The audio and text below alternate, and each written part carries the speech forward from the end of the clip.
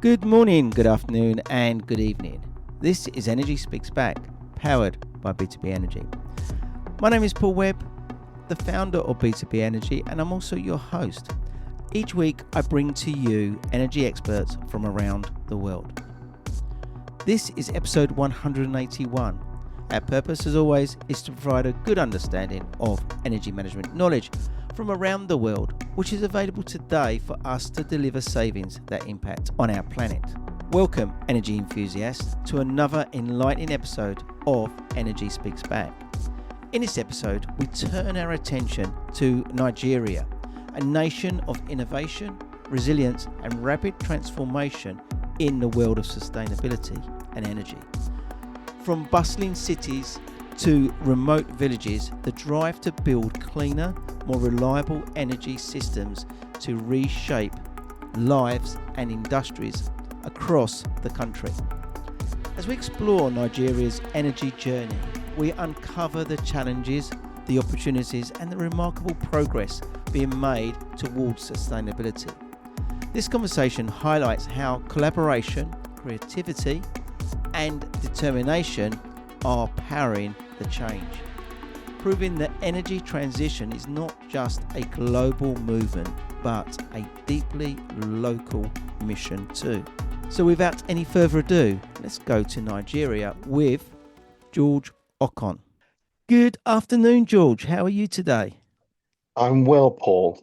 Thank you. And you, and how are you? I'm very good. It's great to be speaking to you today. And we have met. We met at the ENCO conference recently. It was good to catch up with you then, and that's when we first was introduced to Matt, each other. I'm yes. very excited about today's conversation. I must say it's a pleasure on my end to be able to talk to you as well. Thank Brilliant. you. And we've had some. You've even started interviewing me. You was asking me questions offline, wasn't you, just now? Which Well, is well, I great. was. The thing about it, it's there's so much experience that you're carrying with you, like I said, and it almost feel this should be the other way, sitting just listening, I you might know. hold you to that. Might hold you Okay. to that one day. So Thank George, you, Paul. as I just said, we have met, and I Yeah, don't always meet my interviewees, yeah. but we've met. But for the benefit of our audience today, it'd be great to hear your background and your origin Story. story. Yeah, yeah. Okay, well, my name is George Okon. Originally from Nigeria. That's important because it's a part of my story. You Right, know, I've had, I think, a very interesting career arc. Dabbled a bit into agriculture, right, and I had an opportunity. Well, it was more like a responsibility because we had some family businesses that I had a responsibility to run, publishing.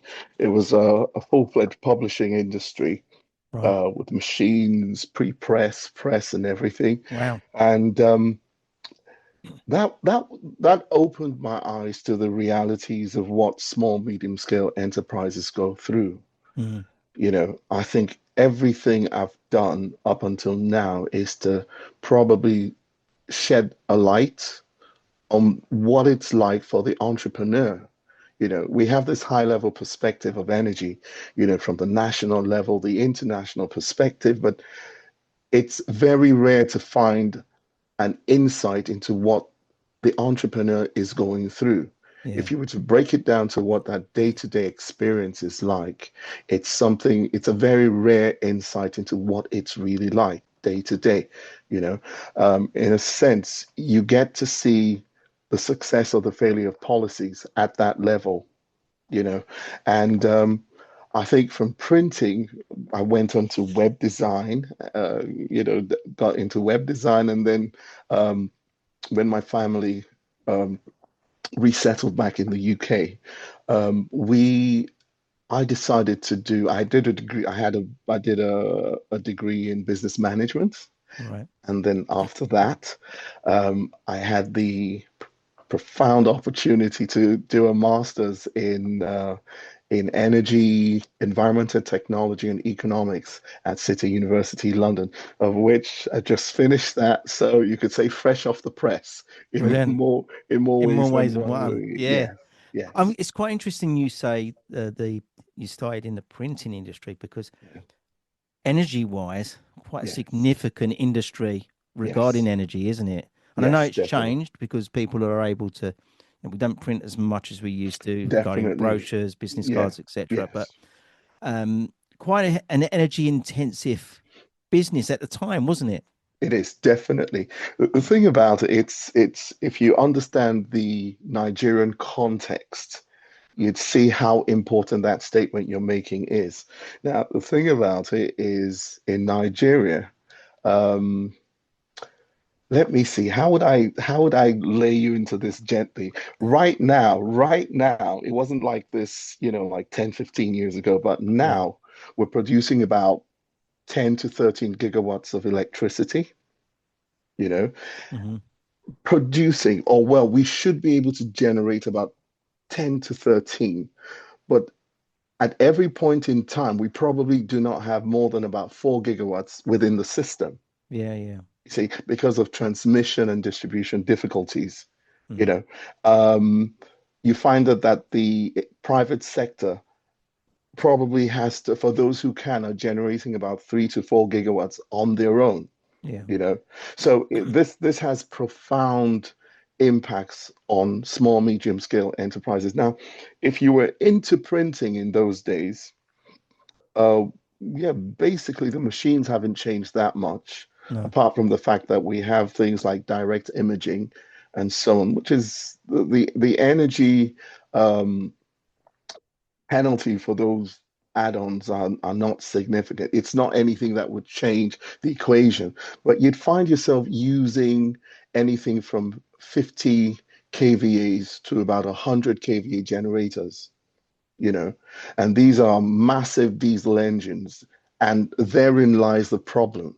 Yeah. It's because if you're spent, then we were running generators about 16 hours a day. Yeah. 16 hours a day. From what I understand, you're not meant to run engines for more than about 8 hours, meant to let them rest. But then we really didn't have a choice. If you wanted to be in business, you had to run Of course. these generators. And we ran as long as we could till it got to a point where it didn't make sense anymore. Literally got to that point. It just didn't make sense. So at that point in time, we had to shut the press down. Yeah. Um, it really, I think for the first time in my life, I began to realize how important and how serious energy was. Yeah. Not just for industry, but I would always be tempted to ask you not just what you do, but how much energy does your industry consume? Yeah. Which this brings me back to why I really appreciate the ENCO meeting, Yeah. because I understand the importance of efficiency. Yeah. Now, for those who, if your business is one where you had to run like a 50 kVA set or 100 or 150, yes, it was really, really tough. And you're running like 16 hours a day, 7 days a week. And I do Yeah. mean 7 days a week. We had shifts, so you have a day shift, you have a night shift, and it was, because sometimes you just think that maybe if I do a little bit more, I might be able to break even. But Yeah. it was difficult, challenging. Um, we had to shut the printing press down, and then we had a hotel as well, which we downsized the generator we had then from the 50 to a 35, thinking, all right, this is a bit more manageable and everything. And this brings me to, another part of my journey. I basically based an aspect of my dissertation on this. Right. Yeah, Fantastic. look, What was your dissertation? What was that on? well, it was about adapting a small guest house to run on solar energy, Right. you know. And I use that title, especially those words adapting, because at the end of the day, it's not really about your supply of energy. It's not really, it won't ever always be about how much energy you have access to. It's always going to be about how you can manage what it's about the efficiency. Yeah. It, it's almost about um, how you can structure your business to run as efficiently as possible. I've And it so doesn't sorry, Paul. and Yeah. it doesn't really matter whether you've got solar on the roof or not. This is what you should be doing, isn't it? Oh, definitely. The Managing your thing business. is, yes, the thing about most people, they have this, there's a fixed paradigm. You look at what A has done, it's all right. I want to go into this business. I'm going to adjust the way he's done it. Yeah, And therein lies what I believe the mistake is. You know, I come to understand now because like what we did, what we had to do was like we looked at a point in time, we got to realize that no matter how much we did, as long as the business remained in its current structure, we weren't going to make profit.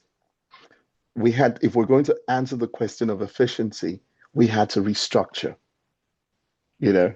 And then I began to appreciate a lot of the um, principles. You know, if you look at what we've got here, you yeah, know, you look at the energy trilemma, you know, which was a way of thinking about the energy problems that Europe had, you know, decided to, you know, come to grips with. And you look at the thinking, the first thing was efficiency, you know. I mean, if you talk to someone back in Nigeria about efficiency, he'll look at you and say, "What? You know, are you serious?" You know, and you see, it's not till you sit down and start looking, then you begin to realize that definitely there are ways to change what your consumption is. You can actually restructure the business. yeah. Um, we started with a load audit of what we had then, and surprisingly, it came to about 42 kilowatts. That's what we had then. So even then with the generator we had, we couldn't put everything on. We still had to, you Yeah. know, but the costs, and that's another thing, the cost of petrol and diesel, I want to be a little sensitive here, but let's just say that it wasn't something you could predict and it wasn't something you could control. Yeah. There were a lot of, influences that kept the price just going a bit like what we went through after, lockdown and, Mm. the energy, we had the energy crisis here in the UK. It's just that with the way it is in Nigeria, it's always one reason or the other, but you just have the price of those inputs just Yeah. going up. Do you know, I have interviewed many people from Nigeria, and I've got a lot of friends in Nigeria, so I've got a good understanding. One of the people I interviewed, she done all her degree Yeah. under candlelight. Yeah, Yes, and we used to she was telling she made me cry. almost. She Yeah, made me cry because she was telling me that she used to love switching a switch and the light come on. What an amazing thing! And then here I am today. I've got two lights pointing at me. I can yeah, just flick a switch yeah. And anytime it I come. want. Yep, yep. We never see power cuts, you know. And there Yes, she yes. was studying under candlelight, and she Paul, I had a could, degree. yeah, It's amazing, isn't it? I could tell you things you probably wouldn't believe. Yeah, And about and about I the can imagine that. time, yeah, about the time we had to stop the publishing company, we had 2 hours of light in a month. Wow. I wait for that to sink in. 2 hours of light every month. So literally running your generator was the norm. Mm. And then whenever that light came, everyone you'd hear shouting in the streets. Everyone, oh, lights Cheering. back. Yeah, Yeah, yeah, and just to kind of buttress what your yeah, yeah, other interviews said, yeah. and that's the way. I was just so Unfortunately, what I was going yeah, to say then. Sorry, I was yeah, if you don't mind, I was just going to lead us into a conversation. So I like your approach yeah, because you've got pay as you go. Now, imagine yes, this: pay as you go on a mobile phone to yeah, pay as you to a contract. Yeah. yeah, So energy and I'm if I had a pay as you go phone, I'd watch how many phone calls I'm making, yeah. how many text messages I'm sending, You're because I know sending, every yeah, time I send that text or whatever, it comes up. yeah. It's a You've got this cost. amount of Yeah, money, cost. But because it's a contract, we just take it for granted. Oh, don't worry, we'll pay the bill at the end. yeah, And if I pay too much, or when an organisation, let's say in the UK, gets their yeah, bill, oh, that's got the right amount of noughts of what it should have anyway. Yeah. It's the Yeah. norm. But Yeah. what is the norm? What is the benchmark? You guys are going from bottom up. We go Yeah. from top down. Top down. Yes. Yeah. Yeah. And that approach is a far I when I work with organizations in the UK, I try to do the bottom up side of Up. it Yes. because I think that's the way we should be approaching energy management. Yes. And in Nigeria, you have no choice. You've got to do that. Oh, yes, definitely. The thing about it is, if you look at it, like I was looking at the interpretation of the trilemma Yeah. to the global south. Yeah. Over here, it's about efficiency, the idea of efficiency, or the idea of an energy crisis is we're wasting too much, we've got to cut down. Yeah. Now, the flip side of it in the global south is that we don't have enough of it. Yeah. you know Yeah. so energy security really is about not really having it, Yeah. not being able to predict or secure it. It's just not there. Yeah. When you look at sustainability of energy, you're using generators, so relative to the environment, you're polluting the environment. You don't Yeah. really have much of a choice. you know Contribution to it. Yeah. yes, it's all carbon based. Yeah. And then last but not the least, affordability.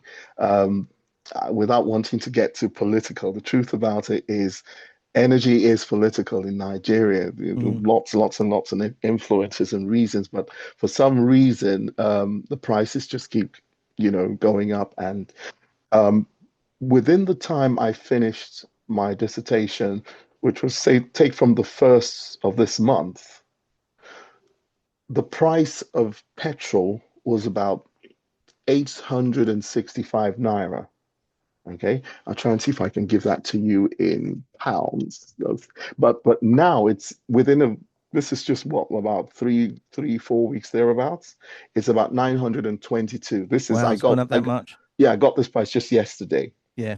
You know, Wow. so it shows you how What's volatile what is what's calling that fertility? What causes the that problem? volatility. Yeah. Um, all right. Yeah, this is where I Oil wanted prices in to. America. Sorry. The oil Well, price in yes. America is it's all linked. I know you. Well, You have, yeah. The market has recently. I don't so claim. I'm not George, going to. I know a lot about Yes, I yes. know where we're going with this Yeah. conversation So the thing about it because you have is, lots of oil. You have an abundance of oil, yes, yes, we do. but We it's in do. the wrong hands, isn't it? Yes, it's not being managed properly. There is no I I choose to think that there is no proper vision for what it can be. Yeah. You see, because even if your incentives were financial, if it's Mm, managed properly, you're probably getting a whole lot more than what we're doing with it right yeah. now. Unfortunately, it does have its impact and blowback on Yeah. industry, jobs, people's lives. So for the benefit of the audience, you and I are going to talk about the cause, not today, but on another episode. We're going to plan that. Oh, So I think there's a okay, good story there. But let's talk okay, about the effect. So you're on the other yes, end of it, the effect. yes, So yes, basically you've got, and what's very interesting, George, I find as well is you know exactly how much energy yeah, that printer was using, the printer yes, business yes, was using. yeah, If I was to go back into a UK company or whatever, they wouldn't be able to necessarily tell me what that figure is. We yes, cannot manage yeah. unless we can manage Measure, yeah, and measure that data. It's yes, important. yes, But you know what your benchmark is, so yes, you know where you've got to be in the UK, say, and maybe some of the other countries around the world. yeah, We don't know what that benchmark is. We are constantly trying to understand that, and it yes, takes time to get to where that is. yes, But it's interesting that, as I say, you're working from the bottom up, yeah, which is great. yeah. Um, if I may, I'd mention a little bit of what we had to do. Yeah, yeah, please do. One of the first things we had to do, I'm going to talk about the guest house now. We had to literally chuck out a whole bunch of stuff we had. All the air conditioning had to go. Air conditioning accounted for over 50% Wow. of what we were consuming, because these were old units, Yeah. 2.5 horsepower, 3 horsepower, one Hmm. and a half horsepower systems, and it just wasn't working. We had to get rid of. everything. Now, what we ended up doing was investing in these recent variable frequency air conditioning, the split. They have these new units that Yeah, yeah, are out, and the ones we chose were smarts. These are smart units that you can literally control them if you need to, you know. So this comes to, now what we did, we put them on. We've got this digital breakers that we can use to measure exactly what each one is consuming. So at any point in time, we know the numbers from every single room. So every room you could see what the numbers are. So yeah, that's coming back to some of the principles we worked with, you know. I was saying earlier on, we had to restructure everything. We had to break the business into sections. You know, mm, we've got the laundry section, we've got the kitchen, we've got the water. The water is a completely different system where it controls the pumping. We had to invest in storage so that most of what we do, we pump the water during the day and we have enough to store through the night. So this is where you leverage the investment in solar to, to do the most you can during the day, you yeah. know, and we've got the numbers for them. The pumps are you can see what the pumps draw. You can see what the kitchen draws. You can see what the laundry section is drawing at the same time. Brilliant. So, what system are you using? Right now, we're working with an open source system called Home Assistant, Right. and it's open source, but we found it incredibly stable. It's Yeah, stable, yeah, it's robust, it yeah, works, yeah. and we're And did able. you set this up yourself, or did you have a company to work with you to do that? No, no, I set it up. I Oh, well had done. to. I'm I, very I impressed. Thank you. So this is what I was bonding with Gareth over. So I was just, blown away when he said what they were doing and Yeah, everything, yeah, and I said, oh, this is amazing because just like you said, for energy management doesn't start till energy can be measured. yeah, We've got to be able to measure. And if we can have these, you know, cheap but capable devices to tell us what a plant is using, yeah, tell us what the heating is using. I think for me, one of the points that really struck me during the conference, I was saying that wouldn't it be amazing if we moved into this phase of measuring and then we had what we call sector specific data where you can look at, just like you've got experience in certain industries, you can look and say, yeah, I know what these guys should be using. And not just you can tell when do the loads, if we understand the process of an industry, mm, like I understand printing, I can tell you at the commencement of a job, this is probably what they would be, you know, just about the time they're ready to print, this is where they should be. yeah. During printing, this is what they should be Do you doing. know, it's quite, this is amazing. You may or may not know this, but there's 250,000 properties in the UK plus, Yeah, probably nearly 300,000 that has this data yeah, sitting there already, half hourly data yeah, that we can just go and grab. Someone could take all that data. yeah, Um, we don't doesn't have to be associated with, as long as it was by the sector, and yeah, produce this very, yeah, very quickly. yes. But it's this same old thing as like data protection. We can't do that, but we can. We can. We can. And Yes. can you imagine the step change, the Yes. leap in time? Yes. You know, Neil Armstrong said, one small step for Step. man, one large step for man. That's Yeah. what it would be if we Oh, could just do definitely. that. That'd be amazing. Yeah. And I I, used to work in that industry, so I know it quite clearly. well, the thing about it, I'm sure you have so much more to give to that industry, if I say so. Um, so I actually tried a bit of an experiment here in the UK before trying it out in Nigeria. So obviously in our homes, heating heating is one of the largest loads. Space heating is one Yeah, of the large, and then hot water. Yeah. So what I've done, I have a small panel here that allows me to not just see, but control my heating. And I was thinking that, yes, it's obvious that we've got this data protection constraints, but I was wondering if you had a community of people that chose not just to make their data available, but also connect. One of the things, obviously, James Britton, my supervisor, he supervised my dissertation, Right. and he was talking to us, about demand response. Mm. But if you can imagine a kind of like aggregated demand response where some people willingly agree to connect, make this not just the data, but also the controls. So probably from a certain time of the day, you probably as the organizer, and then you could say, all right, Paul, you've got control of my heater, you've got control of my hot water. If you want to turn it off at this time to this time, You got control. Yeah. please go ahead. Do you And know we was talking about this in the early 2000s? I oh, worked for companies that had this. And in America, there was, like the Sky TV man who goes around and puts the aerial up and yeah, the dish. yeah, We were going around putting all these little devices in. And in America, yeah. we were able to turn people's air conditioning off Oh, certain times okay. of the day. It's called Yeah, load curtailment, basically. yes, yes, And Octopus are working towards that at the moment, but it's yes, voluntary curtailment, yes, you know. yes, yes. And there are companies out there, and I'm happy to introduce you actually. Okay. So one of the companies, look them up, Vitalis, they have a system and they work with the national grid because the national grid wants us to reduce that. And we was talking Yes, about this on the conference, wasn't we? Like, yes, yes, if definitely we we were. reduced the energy that's Yeah, coming off that grid and all these organizations, guess what?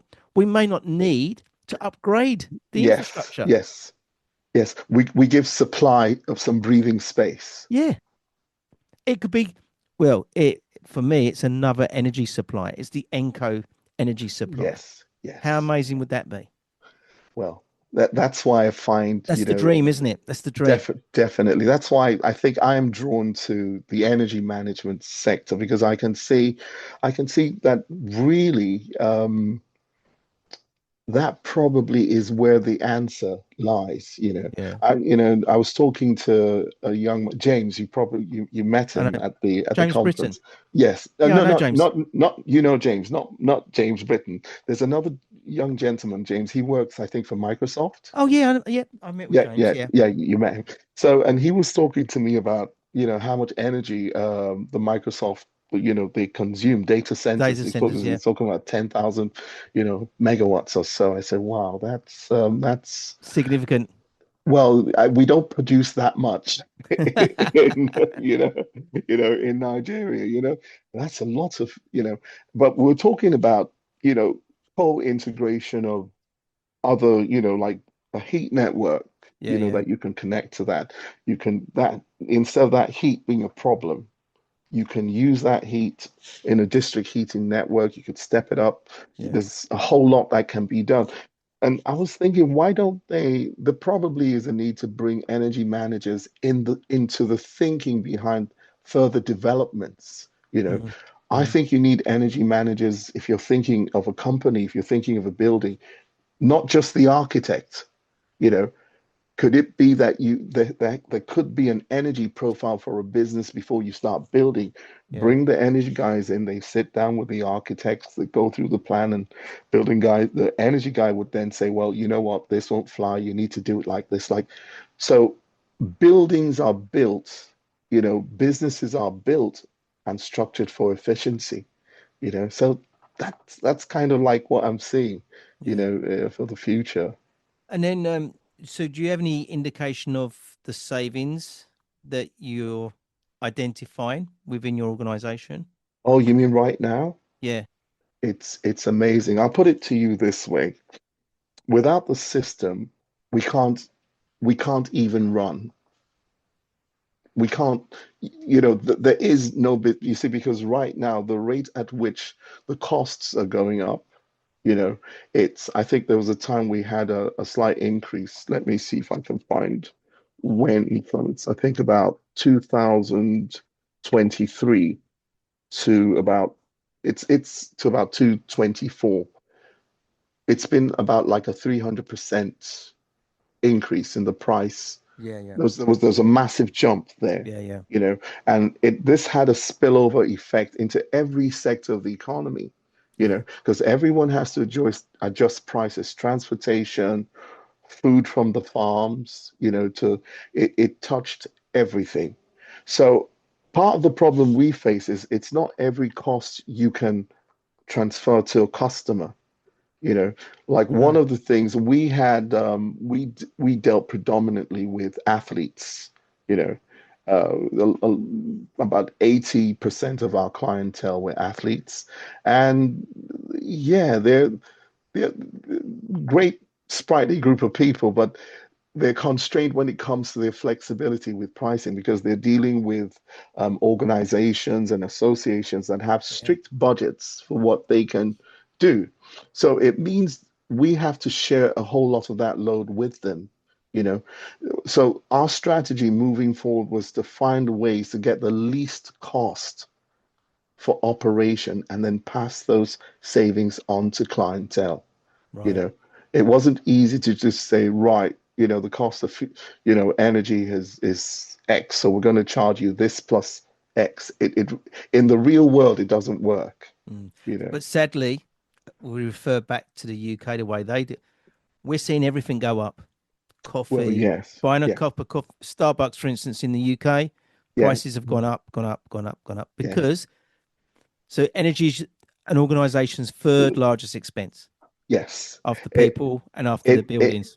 in Nigeria it's the number one expense Right.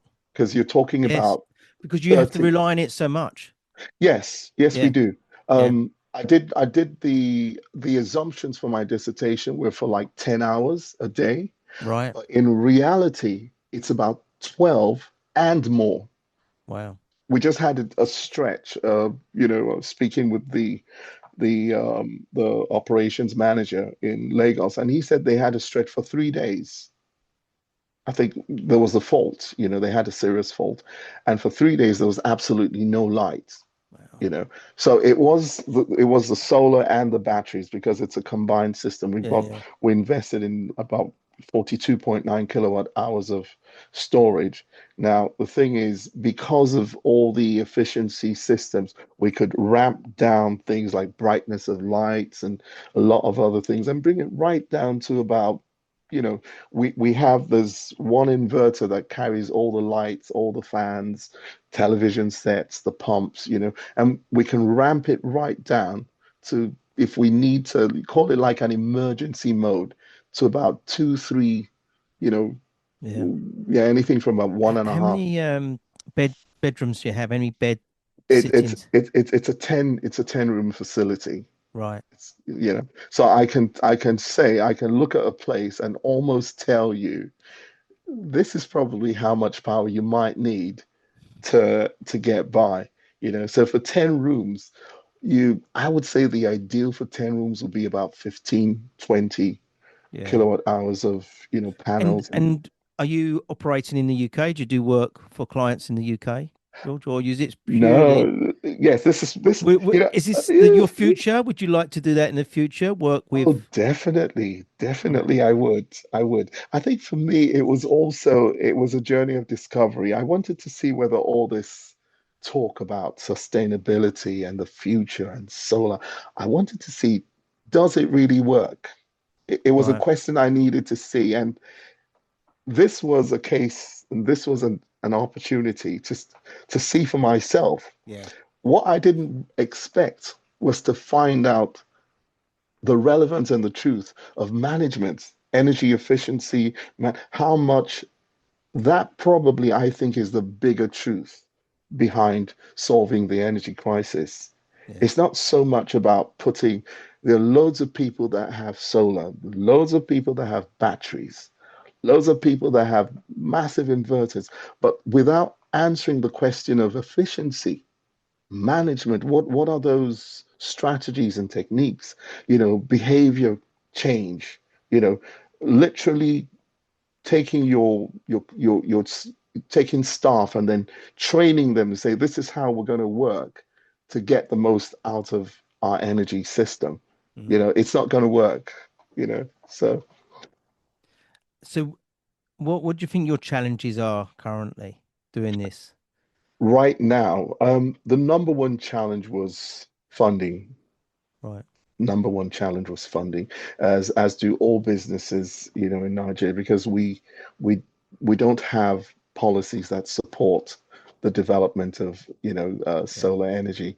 They don't, not just yet.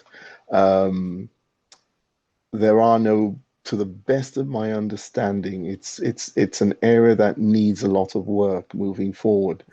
Yeah. Second challenge would be um, I would say the expertise, because The knowledge of it it's, to help you do it. yes, people who have, we I now the knowledge of energy management, like what I would say that that probably is going to be new, Yeah. you bring it into the Nigerian context. A lot of people don't look at energy management as an aspect or as a factor, Mm. to solving this problem. They'll just say, well, look, I need energy. Yeah. No one sits down and say, well, have you looked at how you're using what you've got? Mm. You know, have you thought about streamlining your business for energy efficiency? Yeah. So those are not things people think about. They just think I need more, Yeah. so And then government, are they on the same journey line as yourself or different? ah, Paul, you got me in another one of All right, those. no, no, no, but let's Yeah, touch on it. no, Sorry, no, no, no, the I'm truth. sorry that I brought that up, but No, no, I no, needed no, because I absolutely. know recently Yes, there's yes, been some realignment regarding taxes in Nigeria. yes, So yes, I'm yes, presuming that that realignment is impacting on businesses, but sort of yes. are the government, where I was going with this, are the government sort of supporting climate? Have they got climate action within Nigeria? Is that, or do they pay it lip service as well?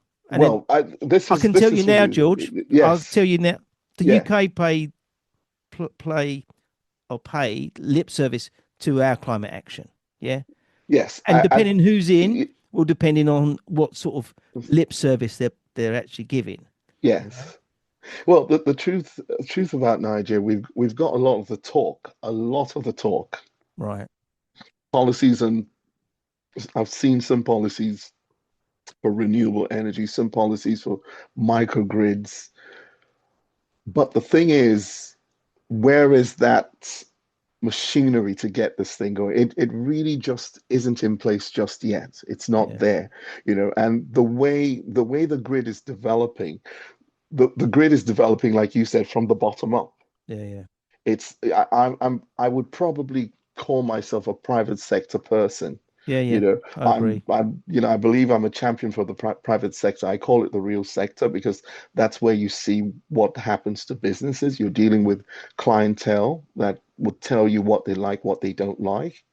Um, there isn't enough being done by the governments at this point in time, not enough. And it's something that still is largely driven by entrepreneurs that just want to survive. Yeah. The issue, like you talked about the new tax structure, I was discussing with someone, just a few days ago, and I was asking, so this lovely new bill for taxation, um, I hope it's resolved the issue of the federal, state, and the local government taxes. The person said, "Oh no, No, the it's going to push state." them. It's going to push it further apart, isn't it? The truth about it, the three tiers of government all insist, regardless of what's being said, because he said he's spoken to people at the state and local level, and they say no, they're still coming for their tax. Yeah. So this is going to be an added pressure on a lot of businesses and more pressure to find more efficient ways to run their businesses, Yeah. you know. So let's change the direction of the government talk. Yes, Sorry, we get sucked in because I do like to understand the global yes, challenges. You know, we're talking yes, about global challenges. yes. So tell me, you you've passed your degree. Yeah, you've Yes, yes, ticking the box. It's all good. yeah, Yeah, yes, all good. brilliant. Yeah, thank you. Congratulations. We're really Thank you. pleased to have a degree holder on here. Thank you. What's next? Tell me what is next for George? Well, I would say George wants to grow, wants to grow, wants to learn. Yeah, This is an area I haven't per se worked, well, I have done a project, but I haven't, I want more practical experience in this industry, yeah. other, see things from another perspective, other scopes and so on, you know. But I think I am particularly excited about the work's been done in energy management, Mm. you know. I think that resonates with me, you know. Well, I can assure you, see this up here, it says B2B Energy Network. We Yes, have an amazing network. And I've already in my mind, I'm saying, I'm going to introduce George to this person and that person and that person because I think you can contribute to what they're doing. So I'm going to introduce you to some people later today. But thank you, even Paul. even if you'll gain more knowledge, and that's what will Yeah, happen. You'll gain more knowledge, yeah, more knowledge to help you take your dreams forward, basically. yes, And that's yes, where, this is what this podcast is about. It's about yeah, sharing knowledge, knowledge, yeah, collaboration, and things like that.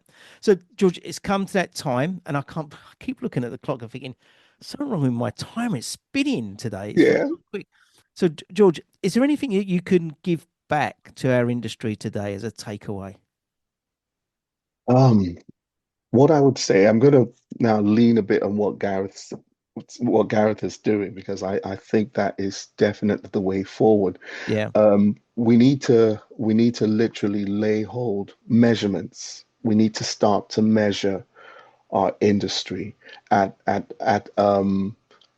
we have to get as granular as we can, because I believe that when we can do that as energy experts, we can now give solutions that the managers, people at the top level, James Britton is big on talking to people, but you can imagine us, you know, putting that talk around a context that we understand what your process and your procedure is. yeah, We know, I think one of the gentlemen at the ENCO conference was talking about a factory that they've got extrusion machines, and these were machines that had to stay on because they've got molten, they had their polymers in, had to keep it hot and everything.